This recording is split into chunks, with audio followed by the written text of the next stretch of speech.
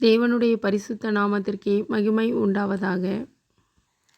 இன்றைய வேத பகுதி சங்கீதம் 32 8ஆம் வசனம். நான் உனக்கு போதித்து நீ நடக்க வேண்டிய வழியை உனக்கு காட்டுவேன்.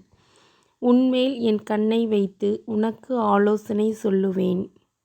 இந்த வேத பகுதி ஆண்டவர் தாவீது ராஜாவுக்கு பேசிய பகுதி. தாவீது ராஜா ஒரு முறை போருக்கு போக வேண்டிய நேரத்தில் அவர் போருக்கு போகாமல் வீட்டில் இருப்பார். அப்படி வீட்டில் இருக்கும்போது அவர்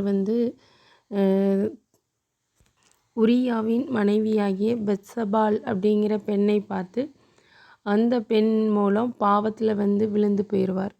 இந்த பாவத்தின் நிமித்தமாக அவர் என்ன பண்ணுவார், அவளோட கணவர் உரியாவை போரில் நல்ல சண்டை நடக்கிற இடத்துல அவரை நிறுத்த வச்சு அவர் இறந்து போகும்படியாக பண்ணுவார். அது மாதிரி செய்து அவரை கொலை செய்து அப்புறம் பெத்சபாலை அவருக்கு மனைவியாக்கி கொள்ளுவார். அவர் இந்த காரியங்கள் யாருக்குமே வெளியே தெரியாது அப்படின்னு சொல்லி நினைப்பார். ஆனால் ஆண்டவர் எல்லா காரியத்தையும் அவர் பார்த்து கொண்டு இருக்கிறார். ஆண்டவர் நாத்தான்வேல் அப்படிங்கிற ஒரு தீர்க்கதரிசியை அனுப்பி அவர் செய்த தவறுகளை தாவீதுக்கு உணர்த்துவார். அது மாதிரி தாவீது அவர் செய்த தப்புக்கு தண்டனையாக பெத்சபாலுக்கும் அவருக்கும் பிறந்த குழந்தைகள் இறந்து போயிட்டே இருப்பாங்க. அப்போந்தான் அவர் மனம் திரும்புவார். அது வர அவர் மனம் திரும்ப மாட்டார். அந்த பாவத்திற்குரிய தண்டனையை அனுபவிக்கும் போது தான் அவருக்குள்ளே ஒரு மன திரும்புதல் வரும். அவர் பாவம் செய்த பிறகு அவர் தான் செய்ய வேண்டிய எல்லாத்தையும் மறந்து செய்யத்தகாத காரியங்களையே செய்து வந்தார். அவர் பாவத்தின் தண்டனையை பெற்று மனம் திரும்பிய போது வழி தெரியாது நின்ற அவருக்கு கர்த்தர் இறங்கி உதவி செய்கிறார்.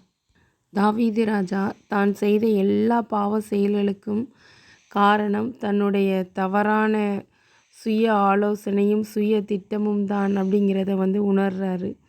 இனி தன்னுடைய சுய ஆலோசனை எதுக்குமே உதவாது அப்படிங்கிறத தாவீது உணர்ந்து ஆண்டவருடைய வழியையும் ஆண்டவருடைய ஆலோசனையும் பெற்றுக்கொள்ள ஆயத்தமாகிறார். அதன் பிறகு அவர் வெற்றியுள்ள வாழ்க்கை வாழ ஆரம்பிக்கிறார். அவர் மனம் திரும்பிய போது தான் ஆண்டவர் இந்த வசனத்தை கொடுக்குறாங்க.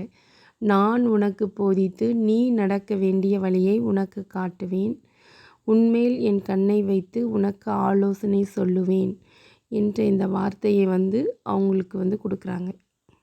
இந்த வசனத்தில் உள்ள வாக்குறுதிகளை சொல்லி ஒவ்வொரு நாளும் நாம் ஜெபத்தில் மன்றாடுவோம். மேலும் நாம் மனம் திரும்பி அவரிடம் வரும்போது அவரே நமக்கு வழிகாட்டுவார். அவரே ஆலோசனை சொல்லி நம்மை நடத்துவார்.